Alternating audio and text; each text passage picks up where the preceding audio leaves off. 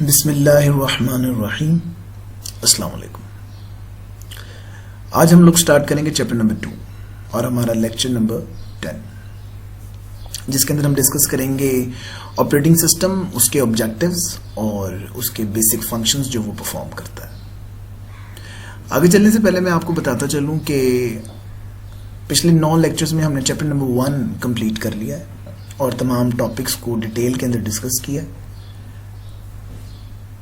अगर आप में से किसी को वो लेक्चर्स देखने तो वो डिस्क्रिप्शन के अंदर उनके लिंक्स मौजूद हैं और आप इस चैनल के प्लेलिस्ट के अंदर 9 कंप्यूटर के अंदर वो तमाम लेक्चर्स देख सकते हैं। जी शुरू करते हैं। बिस्मिल्लाहिर्रहमानिर्रहीम। ऑपरेटिंग सिस्टम, हमने चैप्टर नंबर 1 के अंदर भी ऑपरेटिंग सिस्टम को डिस्कस किया था। ये एक सिस्टम सॉफ्टवेयर है और ये भी मैंने आपको बताया था कि ये कंप्यूटर की सोल है। जैसे किसी जिस्म के अंदर रूह होती है और रूह के बगैर वो जिस्म एक गोश्त का टुकड़ा है, इसी तरीके से जो कंप्यूटर की हार्डवेयर है, जब तक उसके अंदर सॉफ्टवेयर नहीं होगा वो एक प्लास्टिक या मेटल का टुकड़ा है जो कि हमारे किसी काम का नहीं। ये सॉफ्टवेयर उसको बताता है कि उसने क्या काम करना है, कैसे काम करना है। तो ऑपरेटिंग सिस्टम सबसे बड़ा सिस्टम सॉफ्टवेयर होता है जो कि तमाम चीज़ों को हैंडल कर रहा होता है। ठीक, ये कलेक्शन होती है सिस्टम सॉफ्टवेयर की। अब हम इसको रीड आउट करते हैं और साथ साथ डिस्कस करते हैं। Operating system is a collection of system software that controls the working of computer system. It act as an interface between the computer user and computer. पहले लेक्चर्स के अंदर भी इंटरफेस का वर्ड आया है। इंटरफेस कहते हैं जो दो चीज़ों के दरमियान में ताल्लुक पैदा करने वाली चीज़ होती है। इंसान के दरमियान में और कंप्यूटर हार्डवेयर के दरमियान में जो चीज़ ब्रिज करती है, इन दोनों को आपस में मिलाती है, जो कि इस काबिल करती है कि कम्युनिकेशन की जाए, वो ये सिस्टम सॉफ्टवेयर ऑपरेटिंग सिस्टम है जो कि इंटरफेस का काम करता है। किस किस के दरमियान में? कंप्यूटर यूज़र के दरमियान में और कंप्यूटर के दरमियान में। It facilitates program execution and helps in developing application programs. ये हेल्प करता है प्रोग्राम्स को रन करने में। जहां पर भी आप लफ्ज एग्जीक्यूशन देखेंगे, इससे मुराद होती है किसी सॉफ्टवेयर को, किसी प्रोग्राम को चलाना। वरना आम जो सिंपल इंग्लिश है लिटरेचर के अंदर एग्जीक्यूशन का मतलब होता है किसी को सजाए मौत दे देना। कंप्यूटर साइंसेस के अंदर एग्जीक्यूशन से मुराद है किसी प्रोग्राम को रन करना, चलाना। And helps in developing application programs, और एप्लीकेशन प्रोग्राम बनाने को, एप्लीकेशन सॉफ्टवेयर आप पढ़ चुके हैं, ऐसे तमाम सॉफ्टवेयर जो कि किसी स्पेसिफिक रीज़न के लिए बनाए जाते हैं ताकि यूज़र को कोई काम ज़्यादा अच्छे और बेहतर तरीके से कर सके, उसको बनाने के अंदर भी आपका ऑपरेटिंग सिस्टम हेल्प आउट करता है। इसके ऑब्जेक्टिव्स क्या होते हैं? ऑब्जेक्टिव कहते हैं मकासद को। हमेशा जहाँ पर भी आप किसी भी सब्जेक्ट के अंदर ऑब्जेक्टिव्स देखेंगे तो ऑब्जेक्टिव्स का मतलब होता है कि उसके मकासद क्या हैं या उसका पर्पस क्या है, किन पर्पसेस को फुलफिल करने के लिए वो चीज़ बनाई गई है। तो that is called objectives. The main objectives of the operating system are convenience and efficiency. Convenience क्या चीज़ है जी? आसानी, के जो इस्तेमाल करने वाला है उसके लिए आसानी पैदा करना। And efficiency, we have discussed this word so many times, कि ज़्यादा आसानी, ज़्यादा से ज़्यादा काम किया जाए कम से कम रिसोर्सेज को, ताकत को, बिजली को इस्तेमाल करते हुए। It makes the computer more convenient to use. ये कंप्यूटर को ज़्यादा से ज़्यादा आसान बनाने की तरफ जाता है। It allows computer resources such as CPU, memory, input output devices and internet to be used in an efficient manner. इसकी पूरी कोशिश होती है ऑपरेटिंग सिस्टम की कि कंप्यूटर की तमाम रिसोर्सेज, जिनके नाम यहाँ पे लिखे हुए हैं, CPU, memory, IO devices, internet वगैरह, कम से कम इस्तेमाल हो या बेहतरीन तरीके से इस्तेमाल हो। It can be viewed as a resource manager. आप इसको रिसोर्स मैनेजर भी कह सकते हैं कि ये तमाम रिसोर्सेज को मैनेज कर रहा होता है। वैसे इसको आप बहुत से मामलात के अंदर मैनेजर कह सकते हैं, वो सारे मामलात अब यहाँ पर नीचे आ रहे हैं। फंक्शंस ऑफ ऑपरेटिंग सिस्टम, ये अगर हम ऑपरेटिंग सिस्टम को कंप्यूटर का मैनेजर कहते हैं तो ये सारे काम ये मैनेजर साहब करेंगे, जिसके अंदर प्रोसेस मैनेजमेंट है, मेमोरी मैनेजमेंट है, IO मैनेजमेंट है। IO से मुराद हमेशा इनपुट आउटपुट होगा। फाइल मैनेजमेंट, रिसोर्स मैनेजमेंट, जो कि अभी एक ऊपर एक लाइन में पढ़ भी चुके हैं, और यूजर मैनेजमेंट है। And this question is very important by the way. Process management, जो नाम है वही काम हुआ करेगा, इसका नोमेनक्लेचर हमेशा बहुत हमारे लिए फायदेमंद रहता है। प्रोसेस मैनेजमेंट, प्रोसेस क्या होता है जी? जो कोई इनपुट को लेकर उसके ऊपर कोई फंक्शनैलिटी परफॉर्म करके आपको कोई रिजल्ट दे दे, इंफॉर्मेशन दे दे, उसको एक प्रोसेस कहते हैं। तो कंप्यूटर के अंदर एक ही वक्त के अंदर बहुत से प्रोसेसेस चल रहे होते हैं और आपका कंप्यूटर का ऑपरेटिंग सिस्टम डिसाइड करता है कि किस प्रोसेस की इनपुट ली जाएगी, किस प्रोसेस का काम आगे भेजा जाएगा, किस प्रोसेस को कौन सा रिसोर्सेज दिए जाएंगे, किस तरीके से। ठीक है जी। तो सारे एक ही वक्त में जब एक से ज्यादा प्रोसेसेस चल रहे होंगे तो उन सबको मैनेज करने वाला जो है वो ऑपरेटिंग सिस्टम है। ठीक, जैसे यहां पे लिखा हुआ जी, process management is an essential, essential कहते हैं जो बहुत ज्यादा जरूरी हो, part of operating system. Operating system का मुखफ़फ़ जो है वो ओएस है। ज्यादातर जगहों के ऊपर ओएस, अगर मैं भी कहीं पर आपको किसी असाइनमेंट वगैरह में ओएस लिख के दे देता हूं तो इससे मुराद ऑपरेटिंग सिस्टम होगा। A process is a program in execution, एक ऐसा सॉफ्टवेयर, एक ऐसा प्रोग्राम जो कि जिस वक्त रन कर रहा होता है उस वक्त उसको प्रोसेस कहते हैं। ये कंप्यूटर की ज़बान में मैंने आपको बताया। पहले हम क्या बता रहे थे, जनरली किसी भी कंपनी के अंदर कोई भी काम है तो उसको प्रोसेस तब कहा जाता है जिसके अंदर कुछ इनपुट दिया जाए, उसके ऊपर कोई काम करके आउटपुट दे दी जाए, उसको प्रोसेस कहा जाता है। कंप्यूटर की ज़बान के अंदर ऐसा प्रोग्राम, ऐसा सॉफ्टवेयर जो कि करंटली रन हो रहा है उसको प्रोसेस कहते हैं। In computer system multiple processes are executing concurrently, एक ही वक्त के अंदर काफी ज्यादा प्रोसेस चल रहे होते हैं और waiting for their turn to be executed, और बहुत से क्यू में लगे हुए होते हैं, इंतजार के अंदर बैठे हुए होते हैं कि जब हमारी बारी आएगी तो फिर हम एग्जीक्यूट होंगे, चलेंगे। Process in execution needs resources, अब जो प्रोसेस एग्जीक्यूट हो रहा होता है उसको रिसोर्सेज चाहिए, उसको मेमोरी चाहिए हो सकती है, उसने वहां से कोई डाटा लेना है या रखना है, उसको इनपुट आउटपुट डिवाइसेस चाहिए हो सकती हैं, कहीं से कीबोर्ड से कोई इनपुट लेनी है या मॉनिटर के ऊपर कुछ शो करना है। ठीक है, इसी तरीके से उसको स्टोरेज डिवाइसेस चाहिए होती है, उसको इंटरनेट चाहिए होता है, कुछ भी चाहिए होगा। The OS must allocate resources to processes, अब ये जिम्मेदारी है ऑपरेटिंग सिस्टम की कि वो उसको एलोकेट कर देगा कि लें जी इतनी देर के लिए आप मेमोरी इस्तेमाल कर लें, जब तक दूसरा प्रोसेस जो है वो इनपुट डिवाइस इस्तेमाल कर लेती है, जब तक तीसरा प्रोसेस जो है वो आपकी मेमोरी यूज कर लेती है या स्टोरेज डिवाइस यूज कर लेती है। जो भी चीज फ्री होती है तो वो एक ही वक्त के अंदर ऐसा नहीं करता कि पहले एक प्रोसेस जो है वो चलता रहे और जब वो खत्म हो, ठीक है, तो उसके बाद दूसरे प्रोसेस को काम करने की इजाजत दी जाए, बल्कि वो ऐसा करता है कि वो एक वक्त के अंदर एक से ज्यादा चला लेता है प्रोसेसेस को, और जिसको जो चीज जिस वक्त चाहिए होती है उसे वो चीज दे दी जाती है और जो चीज फ्री होती है वो दूसरे प्रोसेस को दे दी जाती है, ताकि एक ही वक्त के अंदर मल्टीपल प्रोसेसेस को मैनेज किया जा सके। और ये जिम्मेदारी आपके ऑपरेटिंग सिस्टम की है। Enable processes to share and exchange information, और प्रोसेसेस आपस में इंफॉर्मेशन शेयर भी करते हैं। Protect the resources of each process from other processes, यहां पे प्रोटेक्ट करने से मुराद ये है कि अगर एक प्रोसेस है उसको भी जरूरत है मेमोरी की, या वो अपना काम मेमोरी के ऊपर कर रहा है, अभी उसने थोड़ा ही सही काम किया है, तो दूसरा प्रोसेस जिसको मेमोरी की जरूरत पड़ी है ये ना हो कि वो उससे प्रोसेस ले ले और उसका काम अधूरा रह जाए और नेक्स्ट टाइम उसको फिर से शुरू से काम करना पड़े। तो इस तरीके से वो डिफरेंट प्रोसेसेस की जरूरियात को भी मद्देनजर रखता है और उनको खराब होने से भी बचाता है, ताकि तमाम प्रोसेसेस अच्छे तरीके से अपना काम कर सकें। मेमोरी मैनेजमेंट, अब ये सारे जितने भी कॉन्सेप्ट हम यहां पे पढ़ेंगे ये सारे तकरीबन ओवरलैप कर रहे हैं। मेमोरी मैनेजमेंट से क्या मुराद है? मेमोरी मैनेजमेंट, अब प्रोसेस को मेमोरी चाहिए थी, इसी तरीके से मेमोरी को भी यही मैनेज कर रहा होता है।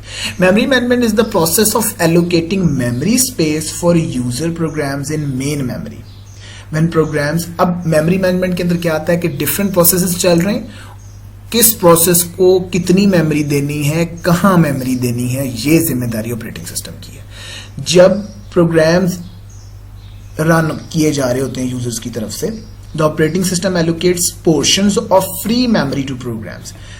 जहां जहां फ्री मेमोरी है वो प्रोग्राम्स को दे दी जाती है। प्रोग्राम्स अपनी मर्जी से जाकर, जैसे अभी हमने ऊपर पढ़ा कि प्रोग्राम्स या प्रोसेसेस को मेमोरी एलोकेट की जाती है कि वो अपना काम उस पर कर लें, तो उनको ये नहीं कहा जाता कि जाओ जाके रैम पे काम कर लो। उनको रैम के अंदर प्रॉपर स्पेसिफिक एरिया एलोकेट किया जाता है कि आप यहां से लेकर यहां तक काम कर सकते हैं। अगर उसको उससे ज्यादा एरिया चाहिए होगा तो वो दोबारा से ऑपरेटिंग सिस्टम को रिक्वेस्ट करेगा कि आई नीड मोर मेमोरी।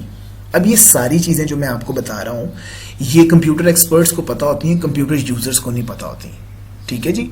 और ये बैकएंड के ऊपर हो रही होती हैं। सामने जितने भी हम काम कर रहे हैं, सामने काम करने वालों को कभी ये बातें नहीं पता चलती। इसको एक कॉन्सेप्ट होता है एब्स्ट्रैक्ट, इसको एब्स्ट्रैक्ट भी कहा जाता है।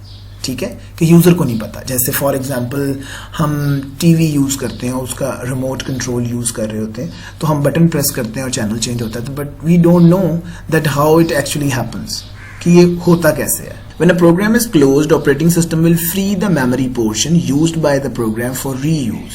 जब एक प्रोग्राम अपना काम कर लेता है, जब एक प्रोसेस खत्म हो जाता है, तो ऑपरेटिंग सिस्टम ने जो मेमोरी उसको एलोकेट की होती है अपना काम करने के लिए, वो फ्री कर दी जाती है, या फ्री करने के बाद किसी दूसरे प्रोग्राम को दे दी जाती है जिसको उसकी जरूरत हो। The operating system automatically loads user programs in available memory space and executes them. Operating system खुद से जो प्रोग्राम रन करने होते हैं उनको उसने प्रायोरिटी के अंदर, क्यू के अंदर रखा हुआ होता है, वेटिंग लिस्ट के अंदर, और आपको बगैर बताए वो उन प्रोग्राम्स को मेमोरी के अंदर रखता जाता है ताकि वो अपनी बारी के ऊपर एग्जीक्यूट होते जाएं। Input output management. IO management is the process of controlling the operations of all the IO devices attached to computer. IO management में क्या होगा? IO मैनेजमेंट के अंदर इनपुट और आउटपुट डिवाइसेस को मैनेज किया जाएगा। किस डिवाइस को कौन सा प्रोसेस चला रहा है, किस डिवाइस से कैसे काम करना है। ठीक है, ये तमाम चीजें, चाहे वो इनपुट हैं चाहे वो आउटपुट हैं, उन सबको मैनेज कर रहा होता है operating system. User communicates with computer through various IO devices such as keyboard, mouse, monitor, printer etcetera, जो कि हम लास्ट चैप्टर में डिटेल में पढ़ चुके हैं। Management of these devices is the responsibility of operating system. Operating system uses IO controller to manage and coordinate the operation of all the IO devices. अब operating system जो है वो IO controller को इस्तेमाल करता है इन तमाम डिवाइसेस को हैंडल करने के लिए। ऑलराइट जी, आगे है हमारे पास फाइल मैनेजमेंट। अच्छा जी, file management system is a part of operating system that organizes, stores and keeps track of computer files and folders. Files, जितने भी सॉफ्टवेयर आपके कंप्यूटर के ऊपर होते हैं, जब हम उनका कोई काम सेव करते हैं तो हर सॉफ्टवेयर अपना काम किसी फाइल के अंदर सेव करता है। ठीक है, और कलेक्शन ऑफ फाइल्स जहां पे रखी जाती हैं उसको फोल्डर कहते हैं। ठीक है, ये याद रखिएगा, इसको भी हम डिटेल के अंदर कुछ टॉपिक्स के बाद डिस्कस करेंगे। Computer files can be documents. अब क्या क्या हो सकता है फाइल्स के अंदर? कोई डॉक्यूमेंट हो सकता है, प्रोग्राम हो सकता है, इमेज, वीडियो वगैरह कुछ भी हो सकता है। Operating system controls the common operations performed on the files. अब फाइल्स के ऊपर जो काम किया जा सकता है, लाइक फाइल के साथ जो काम किया जा सकता है, वो सारे मैनेज करता है operating system. These operations include, अब क्या क्या काम किया जा सकता है किसी भी फाइल को? क्रिएटिंग, फाइल बनाई जा सकती है, उसको मतलब ऑलरेडी बनी हुई सिस्टम में पड़ी है, आपने ओपन करनी है तो ओपनिंग, बनी हुई पड़ी थी ओपन भी कर ली है, अब उसके अंदर कोई चेंजेस करनी है तो उसकी एडिटिंग की जाएगी, उसका नाम तब्दील किया जा सकता है, उसकी लोकेशन चेंज की जा सकती है, एक जगह से उठाकर दूसरी जगह रखा जा सकता है, कॉपिंग किया जा सकता है, उसको डुप्लीकेट करना, मतलब एक जगह पड़ी हुई है उसको कॉपी करके एक और जगह रख लो फॉर बैकअप, उसको डिलीट ही कर दो, खत्म कर दो, और अगर आपने कुछ फाइल सर्च करनी है, ये तमाम के तमाम काम आपका ऑपरेटिंग सिस्टम करता है। Resource management, operating system automatically, ये रिसोर्स मैनेजमेंट हम पढ़ चुके हैं। ठीक है, अब इसको थोड़ा सा डिटेल में देख लेते हैं। Automatically manage the resources of a computer and you know what are the resources. ठीक है, ये आप अपना क्वेश्चन भी देख लें, ये आपने लिखना है कि name some resources of a computer. ठीक है जी, resources of a computer when application programs are executed by computer user.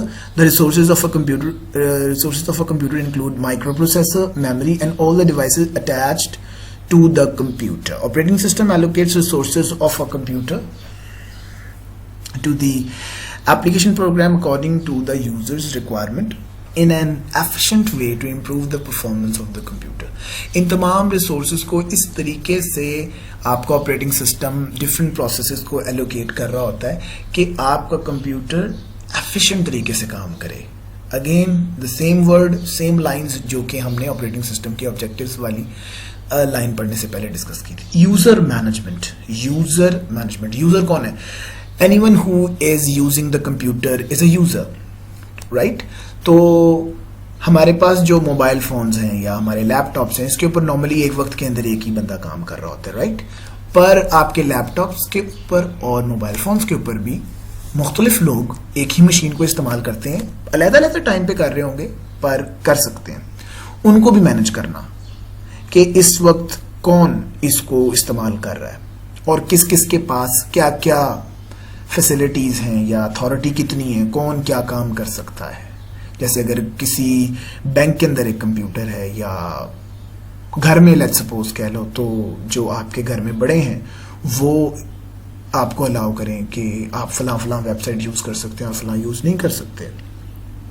तो एक तो वो वर्बली आपको कह देते हैं ना कि आपने ये वेबसाइट नहीं खोलनी है, ये वेबसाइट नहीं खोलनी है, या वो फिर आपके कंप्यूटर के ऊपर कुछ एलोकेशंस, कुछ रिस्ट्रिक्शंस ऐसी लगा देते हैं कि आपसे आप करना चाहें भी तो नहीं कर सकते. तो ये चीज़ें यूज़र मैनेजमेंट के अंदर आती हैं.